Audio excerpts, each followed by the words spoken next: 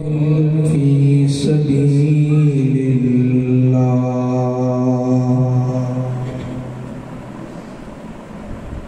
لا تكلف إلا نفسك وحرض المؤمنين عسى الله أن يكف بأس الذين كفروا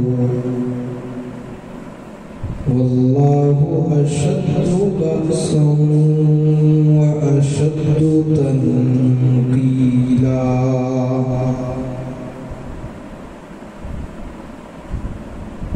وقال الله تعالى في مقام آخر وما لكم لا تقاتلون في سبيل الله والمستضعفين من الرجال والنساء والولدان الذين يقولون ربنا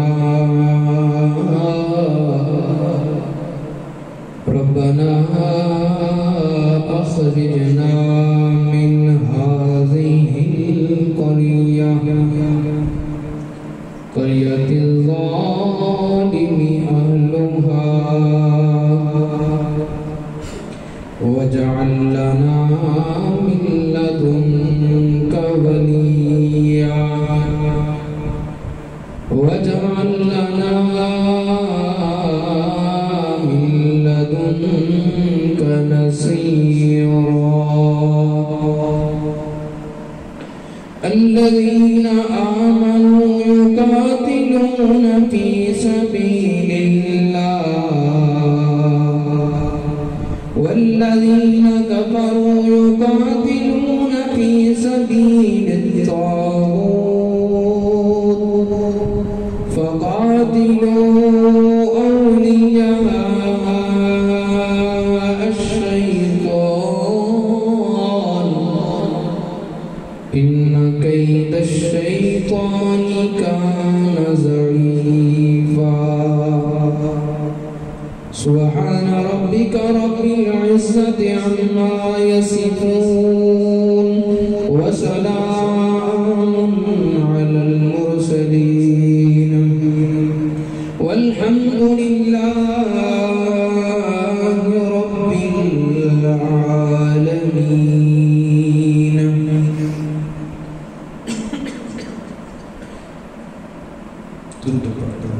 اللهم صل على محمد وعلى آل محمد كما صليت على إبراهيم وعلى آل إبراهيم إنك حميد مجيد.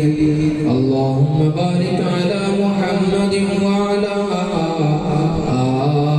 آل محمد كما باركت على إبراهيم وعلى آل إبراهيم إنك حميد مجيد.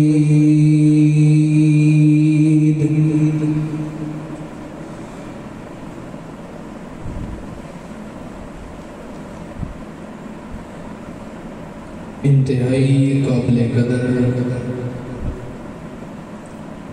معزز و مکرم حاضرین مخلصین مواحدین،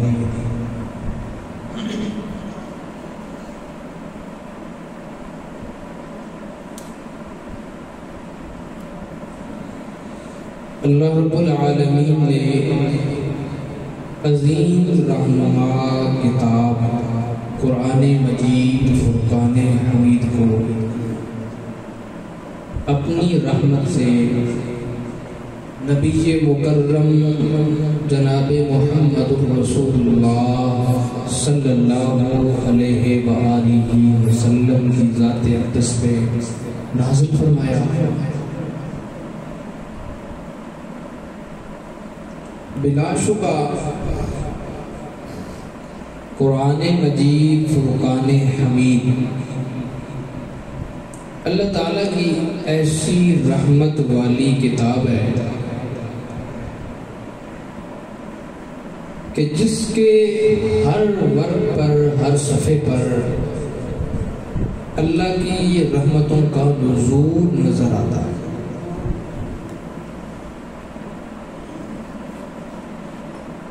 میں آج اس حوالے سے بات کرنا چاہتا ہوں، بندہ خود کو مسلمان بھی کہتا ہو،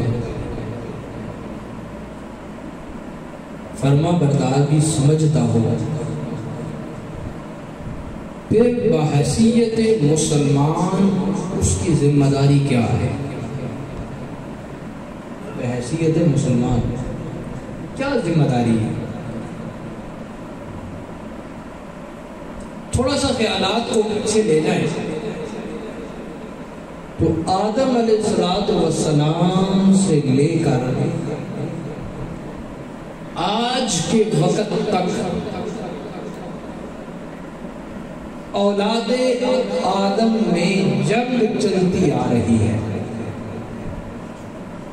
لڑائی جھگڑا چلتا آ رہا ہے۔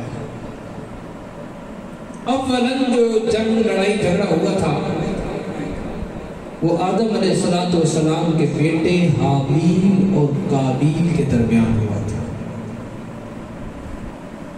لیکن اس جھگڑے کا مقصد باطل تھا، حق نہیں تھا۔ ایک غلط سوچ تھی جس پہ وہ جھگڑا قائم ہوا، کیونکہ شریعت تھی آدم علیہ السلام کی کہ جو بچی اور بچہ شام کے وقت پیدا ہوئے ان کا نکاح جو صبح کے وقت پیدا ہوئے ہیں ان کے ساتھ کیا جائے گا، یہ شریعت تھی، یہ ضابطہ تھا۔ اس ضابطے کے تحت حابیل اور اس کی بہن، ان کا نکاح قابیل اور اس کی بہن سے ہونا تھا، یہ ضابطہ تھا، شریعت تھی، اللہ نے نسل انسانی کو چلانا تھا۔ لیکن جو قابیل تھا اس کی سوچ ذرا الٹ ہو گئی، اور اس کی وجہ شاید یہ بنی، روایات میں کہا جاتا ہے کہ جو حابیل تھا اس کی بہن اتنی خوبصورت نہیں تھی، قابیل کی جو بہن تھی وہ خوبصورت تھی، تو اس نے بات ہی پلٹ دیا، اس نے کہا میں ایسے نکاح کروں۔ قابیل نے سمجھا یہ نہیں ہو سکتا، یہ غلط بات ہے، حق یہ ہے، شریعت یہ ہے، ضابطہ یہ ہے، اس سے نکاح میرا ہوگا، تیرا نہیں ہوگا۔ تو بدلے میں اس نے کہا میں تجھے ماروں گا، اس نے کہا میں تیرے اوپر ہاتھ نہیں اٹھاؤں، میں تجھے جواب نہیں دوں، تو جو کرنا چاہتا ہے کر، لیکن حق یہ ہے۔ بہرحال وہ باز نہ آیا تو اس نے حابیل کا قتل کروا، حابیل کا قتل کر دیا۔ یہ روئے زمین پہ پہلی موت تھی، پہلا قتل تھا، اور وہ ہے کہ اس کی بنیاد بھی ایک فتنہ تھا، وہ بھی عورت والا فتنہ۔ روئے زمین پہ پہلے قتل کی بنیاد ایک فتنہ بنا، پھر اس روز سے یہ قتل والا نظام، یہ لڑائی والا، جنگ و جدال والا چلتا آ رہا ہے، آج تک چل رہا ہے، قتل والا نظام ختم نہیں ہوا۔ لیکن اس دوران کچھ جنگیں، کچھ لڑائیاں وہ اپنے مقصد کے اعتبار سے بڑی اچھی تھی۔ ایسے جنگ اچھی بات نہیں ہے، لڑائی اچھی بات نہیں ہے، خون خرابہ اچھی بات نہیں ہے، لیکن وہ اپنے مقصد کے اعتبار سے اچھی چیز تھی، اس لیے کہ اس میں مقصد جو تھا وہ اللہ کے نام کو بلند رکھنا تھا،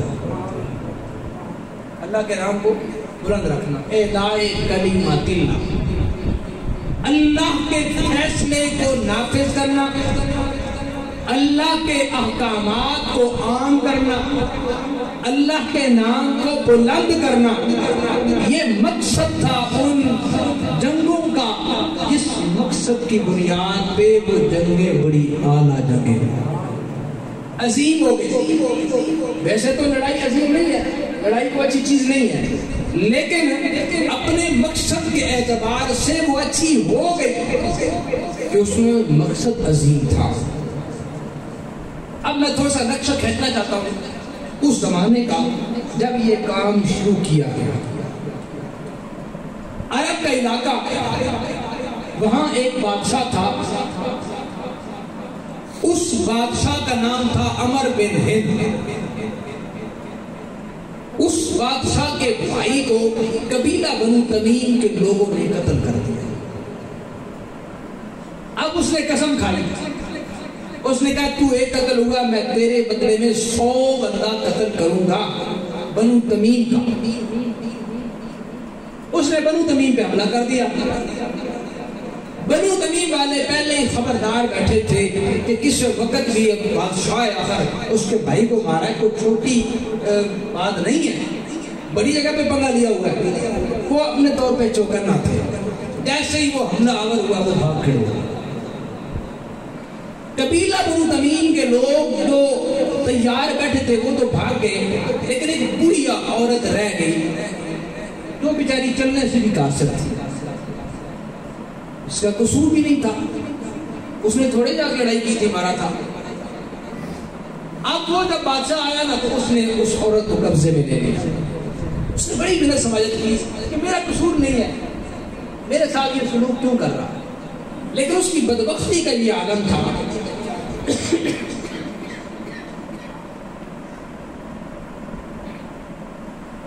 اس نے ایک آگ جلوائی، آگ جلا کے اس بڑھیا کو زندہ اس آگ میں ڈال دیا،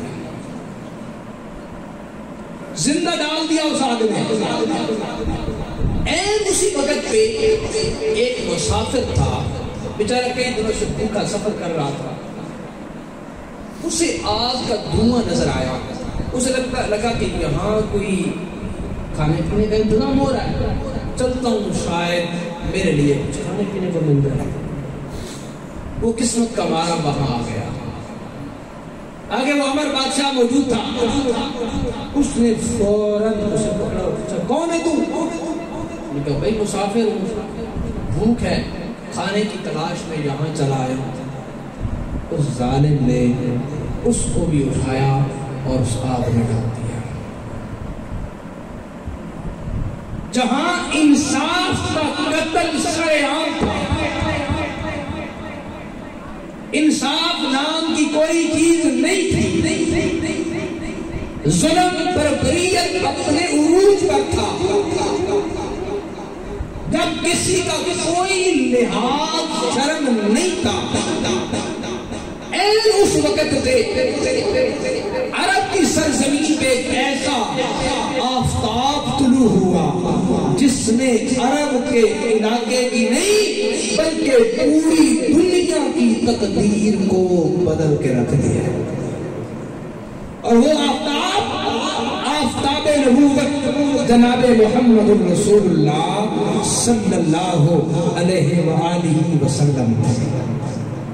حضور علیہ السلام کی بعثت ہوئی، اس بعثت میں آ کر کے حضور علیہ السلام نے لوگوں کو بلایا، ایمان قبول کر لو، فرما برداری کر لو، لڑائیاں چھوڑ دو، جھگڑے چھوڑ دو، فساد چھوڑ دو۔ لیکن ساری دعوت کے باوجود جواب میں دو قسم کے لوگ آئے۔ ایک تو وہ لوگ تھے جنہوں نے ایمان کا حکم کر لیا، لیکن ان کے ساتھ سلوک کیا ہوا؟ ان کے ساتھ سلوک یہ ہوا انہیں مارا بھی گیا، انہیں پیٹا بھی گیا، انہیں ستایا بھی گیا، ان سے مال چھینے گئے، ان کے بچوں کو یتیم کر دیا گیا، قتل کر دیا گیا، ہر طرح ان پہ ظلم و ستم کیا گیا۔ اور دوسرا گروہ وہ تھا جو ظلم کرنے والا تھا، اور یہ کوئی تھوڑا سا عرصہ نہیں بلکہ 13 سال کا زمانہ یوں ہی چلتا رہا. میرے محبوب صلی اللہ علیہ وسلم دعوت دیتے رہے, لوگوں کو ایمان کی طرف بلاتے رہے. جو صاحب قسمت تھے اللہ نے انہیں ہدایت عطا فرمائی, وہ ایمان میں داخل ہوتے گئے. اور جو بدبخت تھے, شقی تھے, وہ ایمان نہ لا سکے, وہ اپنی بدبختی میں لگے رہے, اپنے فساد میں لگے رہے, ہر طرح ان کو ستاتے رہے, مارتے پیٹتے رہے. پھر ایک وہ وقت آیا کہ اہل ایمان کو بھی اور رسول اللہ صلی اللہ علیہ وسلم کو بھی ان کے گھروں سے نکال دیا گیا, انہیں علاقہ چھوڑنے پہ مجبور کیا گیا, طرح طرح ستایا گیا. اور محبوب دو عالم صلی اللہ علیہ وسلم نے وہ علاقہ چھوڑ دیا, مدینہ میں جا کر کے آباد ہوئے. پھر جب وہاں آباد ہوئے وہاں بھی چھوڑا نہیں گیا, پیچھے سے بندے جا رہے ہیں, پیچھے سے ایسے فدائی بھیجے گئے جو جا کے رسول اللہ صلی اللہ علیہ وسلم پہ حملہ آور ہونے کی کوششیں کرتے. یہی وجہ تھی رسول اللہ صلی اللہ علیہ وسلم وہاں جب گئے تو باقاعدہ سیکورٹی کا انتظام تھا, رات کو پہرا دیا جاتا تھا, پہرا ہوتا تھا. رسول اللہ آرام فرماتے تھے تو صحابہ کی ایک جماعت باہر کھڑے ہو کے پہرا دیا کرتی تھی کہ کوئی بدبخت میرے محبوب پر رات کے وقت حملہ نہ کر دے. اور مکے میں دشمن تو سامنے تھے, لیکن مدینہ میں جا کے ایسے منافق پیدا ہوئے, ایسے لوگ سامنے آئے جو بظاہر تو اپنا ساتھ ہونے کا دم بھرتے تھے لیکن اندر سے بے ایمان تھے, اور وہ بھی حملہ آور ہونے کی کوششیں کرتے تھے. یوں حالات بن گئے. جب پھر رب العالمین کی طرف سے اجازت آ گئی, پھر رب العالمین کی طرف سے ایک نیا ضابطہ آیا کہ ظلم کے ضابطے توڑ دو, حق کا بول بالا کرنا, ظلم کے ضابطے سارے ختم کر دو. تو کہا گیا فقاتل فی سبیل اللہ, فقاتل فی سبیل اللہ, اللہ کی راہ میں لڑو, جہاد کرو. اچھا یہاں ایک اور بات, زمانہ جاہلیت میں جو بھی جنگ ہوتی اسے ہیاج کہا جاتا تھا. ہیاج مطلب گتھم گتھا ہو کے لڑنا, کوئی نظم نہیں, کوئی ضابطہ نہیں, بس جو سامنے آیا گاجر گولی کی طرح کاٹ. لیکن محبوب تو عالم صلی اللہ علیہ وسلم نے فرمایا یہ لفظ نہیں صحیح, ان لفظوں کو چھوڑ دو, بھول جاؤ. ایک نیا اور پیارا سا لفظ دیا اس لڑائی کا, اس لڑائی کا نام دیا, اور وہ نام تھا جہاد.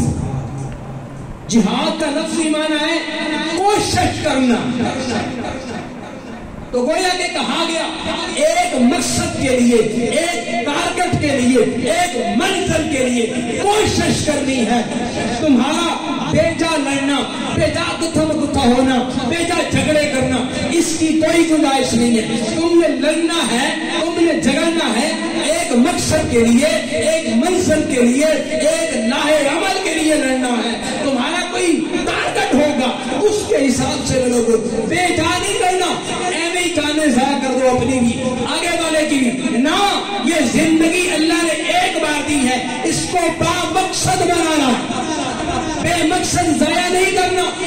اور جو با مقصد بنائے گا ان کے لیے کہا گیا تھا اگر وہ زندہ رہے گا تب بھی کامیاب ہے, زندہ رہا واپس بچ کے آ گیا, اس لڑائی میں مارا نہیں گیا تو یہ غازی ہے, غازی ہے. اور اگر اس جنگ میں مارا گیا ناکام نہیں ہے, یہ پھر بھی شہید ہے. دونوں صورتوں میں کامیاب ہے. لڑ کے آیا, زندہ بچایا, غازی ہے. اور غازی کا بڑا مقام ہے, بڑا مرتبہ ہے. اور اگر وہاں مارا گیا, شہید ہو گیا تو جان ضائع نہیں ہوئی. یہ اللہ کے ہاں اتنا محترم ہے. اللہ نے اعلان فرمایا وَلَا تَقُولُوا لِمَن يُقْتَلُ فِي سَبِيلِ اللَّهِ أَمْوَاتٌ, جو رب کے راستے میں مارا جائے نا اس کو مردہ کہنا بھی نہیں ہے. حالانکہ احکام سارے مجید والے ہیں, جنازہ بھی ہو رہا ہے, بچے یتیم ہو گئے, بیویاں بیوہ ہو گئی, مال تقسیم ہو گئے, کفن پہنا دیا گیا, دفنا دیا گیا, سارے احکام میت والے. فرمایا نا میت آکھنا نہیں ہے, اس واسطے کہ اللہ نے اس کو ٹیگ دے دیا شہید والا. میت، لیکن ٹیگ شہید والا، اللہ کے ہاں عزت والا، احترام والا، اب تمہیں کوئی ایسا لفظ بولنے کی اجازت نہیں ہوگی جس میں اس کی کوئی بھی کسی قسم کی تحقیر ہو سکتا۔ اب آئیے اللہ کے قرآن نے ایک ضابطہ جاری کیا۔ ضابطہ کیا ہے؟ فقاتل فی سبیل اللہ، فرمایا اللہ کی راہ میں لڑائی کر۔ اور پھر میرے محبوب صلی اللہ علیہ وسلم کو فرمایا گیا لا تکلف الا نفسک، میرے محبوب تم مکلف نہیں ہو، ذمہ دار نہیں ہو مگر اپنی جان کے، تم نے اپنی جان کا حساب دینا ہے۔ البتہ فرمایا وحرض المؤمنین، ایمان والوں کو تیار کرو، ایمان والوں کو جہاد کے لیے تیار کرو۔ عسى اللہ ان یکف بأس الذین کفروا، ممکن ہے اللہ تعالیٰ ان کافروں کی جنگ کو ویسے ہی بند کر دے، ویسے ہی روک دے۔ فرمایا واللہ اشد بأسا واشد تنکیلا، اللہ تعالیٰ بڑے سخت جنگ کے حساب میں بھی اور اللہ بڑے سخت ہے سزا دینے کے اعتبار سے بھی۔ جو بھی سرکش ہوگا، نافرمان ہوگا، جو بھی ضدی ہوگا، مقابل آئے گا، اللہ بڑے سخت ہیں، اس کو کسی انداز میں بھی سزا دے سکتے ہیں۔ پہلی قوموں کی طرح تباہ بھی ہو سکتا ہے، کسی پہ عذاب آ گیا، طوفان آ گیا، کسی پہ عذاب آ گیا، زلزلہ آ گیا، کسی پہ عذاب آ گیا، چیخ آ گئی، کسی پہ عذاب آ گیا، پانی پانی آ گیا، کسی بھی طرح اللہ نے عذاب دے دیا، کسی کو چاہا تو بندر بنا دیا، کسی کو چاہا تو خنزیر بنا دیا، تباہ ہو گئے، برباد ہو گئے۔ لیکن فرمایا کبھی اللہ چاہے تو اہل ایمان کے ہاتھوں ان کی ذلت بھی کروا سکتا ہے۔ یہاں اہل ایمان کو اجازت دی گئی ہے۔ اب یہ جو جہاد ہے جس کی اجازت دی گئی ہے، یہ جہاد حقیقت میں کس صورت میں اجازت ہے؟ اس کی کچھ صورتیں جو شریعت نے ضابطے بیان فرمائے۔ فرمایا اذن للذین یقاتلون بانہم ظلموا، ان کو لڑنے کی اجازت دی گئی ہے جن پہ ظلم ہو رہا ہو۔ ظلم ہو رہا ہے نہیں کہ بار کوئی آگے کٹ کے لگ جائے تو سوکھی پان کے بیٹھے رہو، نہ، اسلام اس بات کی اجازت نہیں دیتا۔ جو بلا وجہ تم پہ ظلم کرتا ہے زبردست کر کے جواب دو مجھے۔ اگلی بات وَاقْتُلُوهُمْ حَيْثُ ثَقِفْتُمُوهُمْ وَأَخْرِجُوا مِنْ حَيْثُ أَخْرَجُوكُمْ وَالْفِتْنَةُ أَشَدُّ مِنَ الْقَتْلِ۔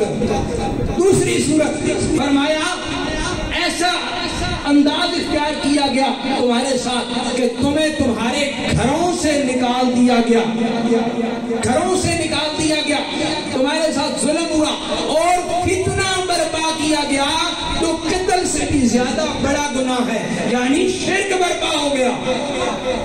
لہذا اس شرک کے مقابل کھڑا ہو جاؤ، وہاں بھی لڑنا پڑے تو لڑنے کی اجازت ہے۔ اور ایک اور صورت جہاں تو جہاد کو لازمی قرار دیا گیا، لازمی جہاد، فرض جہاد، وہ کیا صورت ہے؟ آئیے اللہ کا قرآن دیکھتے ہیں۔ اللہ تعالیٰ فرماتے ہیں مَا لَكُمْ لَا تُقَاتِلُونَ فِي سَبِيلِ اللَّهِ، وہ تمہیں کیا مصیبت ہے تم اللہ کی راہ میں جہاد نہیں کرتے ہو، اللہ کی راہ میں لڑتے نہیں ہو، کیوں نہیں جہاد کرتے اللہ کی راہ میں؟ وَالْمُسْتَضْعَفِينَ مِنَ الرِّجَالِ، اور مردوں میں سے ایسے کمزور، وَالنِّسَاءِ، عورتوں میں سے بھی کمزور، وَالْوِلْدَانِ، بچوں میں بھی کمزور، الَّذِينَ يَقُولُونَ رَبَّنَا، جو یہ کہہ رہے ہیں اے ہمارے پروردگار اخرجنا من هذه القرية، اللہ ہمیں اس بستی سے نکال، الظالم اہلها، جہاں کے رہنے والے بڑے ظالم ہیں۔ مطلب کیا ہوا؟ آسان لفظوں میں سمجھاؤں، آسان لفظوں میں سمجھاؤں، ایسا علاقہ جہاں اہل ایمان موجود ہے، اور اہل ایمان ایمان پر ظلم و ستم ہونے لگا، وہاں ان کے بچے بھی ہیں، وہاں ان کی عورتیں بھی ہیں، وہاں کمزور مرد بھی ہیں، وہاں بوڑھے بھی ہیں، ان کو مارا جا رہا، ان کو ستایا جا رہا، ان کو تنگ کیا جا رہا، ایسی حالت بن گئی۔ اللہ فرماتے ہیں مالکم، پوری دنیا کے مسلمانوں، تمہیں کون سی تکلیف پڑی ہے، تمہیں کون سی مصیبت ہے، تمہیں وجہ کیا ہے، کیوں نہیں اللہ کی راہ میں نکل رہے، کیوں نہیں جہاد کر رہے، کیوں نہیں وہاں لڑائی کر رہے؟ حالانکہ ایک ایسی بستی جس میں ایسے کمزور بندے دعائیاں دے کے رو رو کے رب سے دعائیں کرتے، اللہ ہمیں اس بستی کے ظالم لوگوں سے نجات دلوا، اللہ ہمیں یہاں سے نکال لے۔ اور ان کی دعا کا اگلا حصہ وَاجْعَلْ لَنَا مِن لَّدُنكَ وَلِيًّا، اللہ تو اپنی طرف سے اپنی مہربانی سے ہمارا کوئی حمایتی کھڑا کر، اللہ وَاجْعَلْ لَنَا مِن لَّدُنكَ نَصِيرًا، اللہ اپنی رحمت سے اپنی مہربانی سے ہمارا کوئی مددگار بھیج دے۔ جب ایسی کیفیت بن جائے، اللہ فرماتے ہیں مالکم، تمہیں کیا تکلیف ہے، کیا مصیبت ہے، ایمان کے دعوے بھی کرتے ہو، خود کو مومن بھی کہتے ہو، مسلمان بھی کہتے ہو، خود کو فرما بردار بھی کہتے ہو، اور ایسی حال بن جائے تم ہاتھ پہ ہاتھ رکھ کے بیٹھے ہو، اللہ فرماتے ہیں کیا تکلیف ہے؟ مطلب یہ ہوا ایسے حالات بن جائے ہیں، پھر جہاد صرف سنت نہیں، مباح نہیں، وہاں جہاد فرض ہو جاتا ہے، وہاں جہاد فرض ہو جاتا ہے۔ باتیں بڑی سخت ہیں، لیکن میں انشاءاللہ قرآن کی آیات سے بیان کر رہا ہوں۔ اب 1 سال ہو گیا، 7 اکتوبر، پچھلے سال 7 اکتوبر فلسطین پہ حملہ ہوا، وہ غزہ کی سرزمین پوری کی پوری دنیا بیٹھ کر دی گئی، 50,000 سے زیادہ لوگ مارے جا چکے ہیں، 20,000 کے قریب ابھی ملبوں کے نیچے دبے پڑے ہیں، اور 20 لاکھ بندہ بے گھر ہو چکا ہے، لاکھ سے زیادہ زخمی پڑے ہیں جن کے لیے دوائی دارو کا کوئی انتظام نہیں۔ اب ہمارے تو ہاتھ باندھے گئے، ہمیں پنجروں میں بند کر دیا گیا، ایک واڑ لگی ہے، تیرا ملک تیرا پنجرا، اس سے باہر نکلنے کے لیے تجھے پاسپورٹ ویزا چاہیے، واڑ میں بند کر دیا۔ حق تو ان کا ہے جو صاحب اقتدار ہے، اصل میں تو یہ اللہ کا حکم ان کے لیے ہے، لیکن یاد رکھو چھٹی ساڑھے واسطے بھی کوئی نہیں۔ ہاں ہم ان سے مطالبہ تو کر سکتے ہیں، وہ اہل اقتدار اپنی ذمہ داری کیوں نہیں سنبھالتے؟ اقتدار لینے کے خواہش مند ہو، اس کا حق ادا کرو، ہم مطالبہ کر سکتے ہیں۔ اور دوسری ذمہ داری تو سب سے اہم جو ہم کر سکتے ہیں، اور وہ یہ ہے یہود و نصارہ کی چیزیں جو ہمارے ملک میں بیچی جا رہی ہیں اور ہم بڑے شوق سے لے کے کھا رہے ہیں، ہمیں سنچاستی نہیں آتی کہ وہ چیز ہوئے تو چنگی سوادی ہے، اپنی چیزیں اچھی نہیں لگتی، مقامی برانڈ کی چیز ایک 2 نمبر ہے جی، گھٹیا ہے، ان کو اچھا کس نے کرنا ہے؟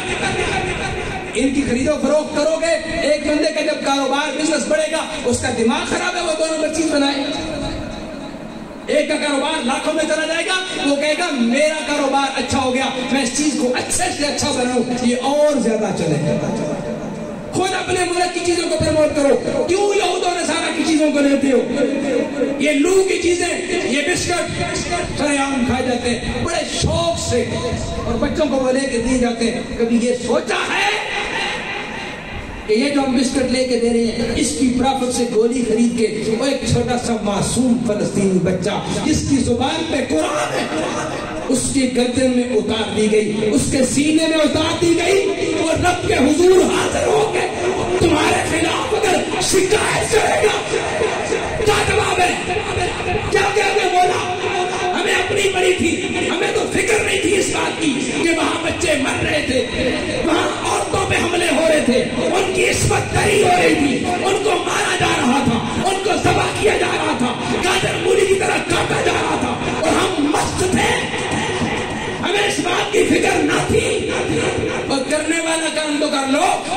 मुसलमान कहते हो, कहीं रब के दरबार उन्होंने गिरबान में पकड़ लिया ना, वहां गिरबान छुड़ाना मुश्किल नहीं, नामुमकिन हो जाएगा।